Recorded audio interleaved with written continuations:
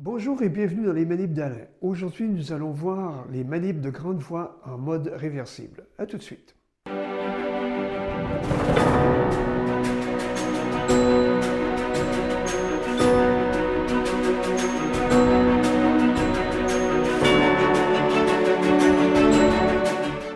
Tout d'abord, une grande voix est une voix qui est plus longue que votre corde.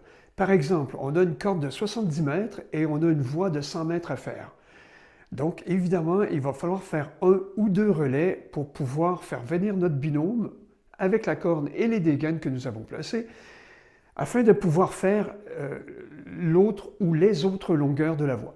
Un relais, c'est l'ensemble de deux points reliés ou que l'on va relier sur lesquels on peut s'arrêter en toute sécurité afin de pouvoir faire la suite de la voix. Les grandes voix peuvent se faire en mode réversible, c'est-à-dire que le grimpeur qui est premier à la première longueur deviendra second à la deuxième longueur, et ainsi de suite jusqu'à la fin de la voix.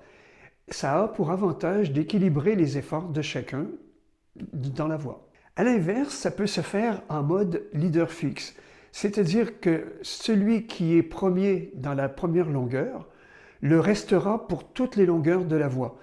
C'est valable, par exemple, dans le cas où le second serait d'un niveau trop faible pour la difficulté des longueurs de la voix. Par contre, dans ce cas, au relais, il faudra inverser le placement des cordes, qu'elles soient sur votre pontet ou qu'elles soient au sol, afin que le bout de corde du premier qui est dessous redevienne sur le dessus. Une grande voix peut se faire avec une corde à simple de 70 ou 80 mètres, mais il est préférable d'utiliser une corde à double de 50 ou 60 mètres, car elle permet de diminuer le tirage lorsqu'elle passe dans les dégaines et c'est presque nécessaire dans la plupart des rappels. Une petite remarque, au relais, on ne monte jamais au-dessus de la vache, car si on glisse à ce moment, on peut se prendre un facteur de chute important, même si la chute est courte.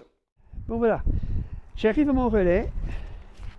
Il est chaîné, donc pas besoin de le relier. S'il n'est pas relié par une chaîne, vous regardez la précédente vidéo, vous allez voir comment faire.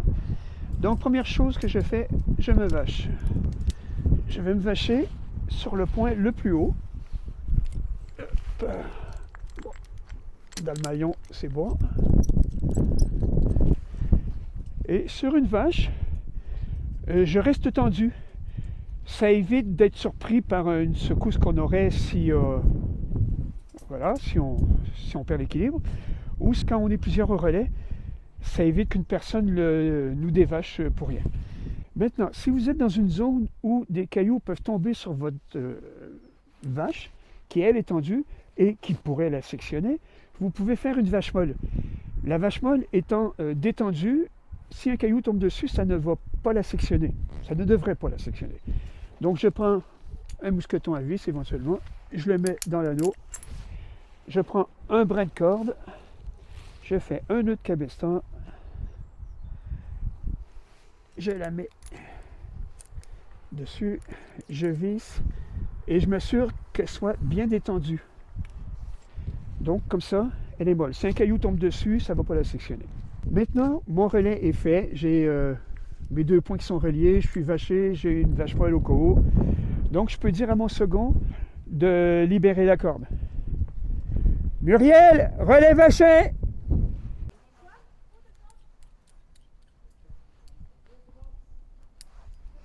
Alain, corde libre! En grande voix, il faut souvent crier pour communiquer avec son binôme parce que il se peut qu'il soit loin et s'il y a du vent, on ne s'entend plus. Donc, ou vous criez ou vous prenez des talkie-walkie, c'est comme vous voulez. Ok, mon second a libéré la corde, donc je peux avaler la corde. Il faut savoir que si on a une corde de 50 mètres et on a fait une longueur de 30, il y a au moins 20 mètres à tirer avant que mon second soit assuré.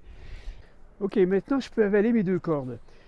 J'ai trois possibilités pour les ranger. La première, habituellement, on va faire des boucles de plus en plus courtes qu'on va ranger sur le pontet. C'est à portée de main, c'est pratique. Le seul petit problème, c'est que ça risque d'encombrer votre pontet et votre système d'assurage quand vous allez assurer votre binôme qui va partir en tête. Mais voilà, c'est quand même une bonne possibilité. La deuxième façon, c'est de faire les mêmes boucles, mais sur vos pieds. Ça a l'avantage de désencombrer le pontet. Mais par contre, si vous êtes longtemps au relais, vous allez avoir envie de bouger vos pieds et les boucles risquent de tomber sur la voie. La troisième possibilité, c'est si vous êtes sur une vire confortable ou un plateau, rangez votre corde au sol. Ainsi, la corde sera bien placée pour que votre binôme puisse continuer la longueur en tête. Alain, bout de corde! OK, mon second vient de me dire bout de corde. Ça veut dire que maintenant, je peux installer mon système d'assurage. Mon système d'assurage, je vais le mettre sur l'anneau du relais qui est le plus bas. Je commence par mettre un mousqueton à vis. Je mets ma corde dans le système d'assurage comme normal.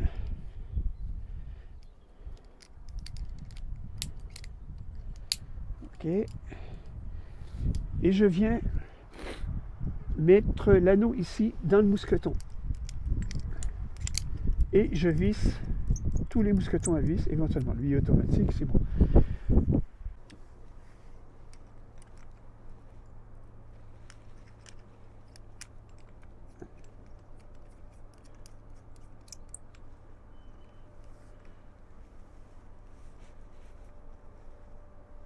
De cette façon, je peux assurer mon second.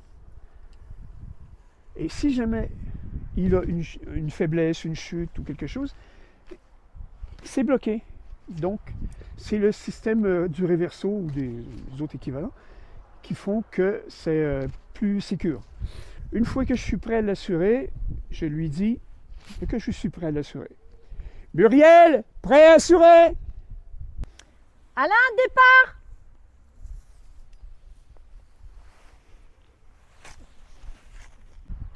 Mon second vient de me dire départ, donc j'assure. Mon binôme va bientôt arriver. Et j'ai fait ça jusqu'au temps qu'elle soit rendue ici, à côté de moi. Mon second arrive. Première chose qu'il fait, ou qu'elle fait dans le cas présent, elle se vache pour se mettre en sécurité. Voilà. Mon second est vaché. Là, il faut savoir que nous sommes en réversible. Autrement dit, le second va devenir premier et le premier va devenir second. Et ainsi de suite jusqu'au temps qu'on ait fini notre nombre de longueurs, notre voie. Okay? Donc, ce que je peux faire dans un premier temps, comme mon second va partir en premier, je lui donne les dégaines qui me restent. Excusez le soleil en passant. Donc, j'ai plus de dégaines. Elles sont bien placées. Je peux enlever le système d'assurage. Je l'enlève du mousqueton qui est là-haut. Okay. Et j'enlève pas les cordes, elles sont déjà bien placées. Et je viens de mettre sur mon pontet. Je peux prendre ou une dégaine ou le mousqueton qui est là pour faire un point de renvoi. Le point de renvoi va faire que le grimpeur qui va partir en tête, si jamais il chute, il ne va pas chuter sur mon système d'assurage, donc sur mon pontet. Donc, avec le point de renvoi, ça fait...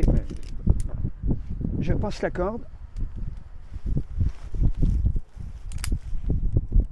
dans le mousqueton ou dans une dégaine. Et puis, comme ça, si jamais la personne qui grimpe, le grimpeur, tombe, ben, elle va me tirer vers le haut. Elle ne va pas me tirer vers le bas. Mon second va repartir en tête pour faire sa longueur.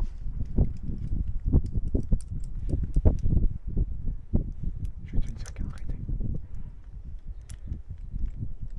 Donc elle se dévache.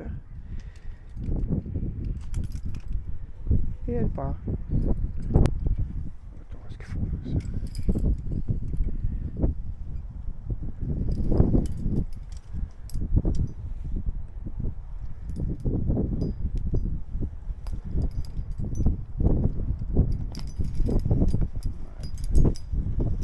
Mon binôme va faire sa longueur, va aller au relais et il va faire exactement ce que je viens de faire moi pour la faire venir. Okay? Et ça va être ainsi de suite jusqu'au temps qu'on soit rendu en haut de la voie. Comme d'habitude, avant de vous lancer dans une grande voie, pratiquez les manips au mur avec vos collègues ou aux relais qu'on peut trouver au bas de certaines falaises. Voilà. Grimpez bien et on se dit à bientôt.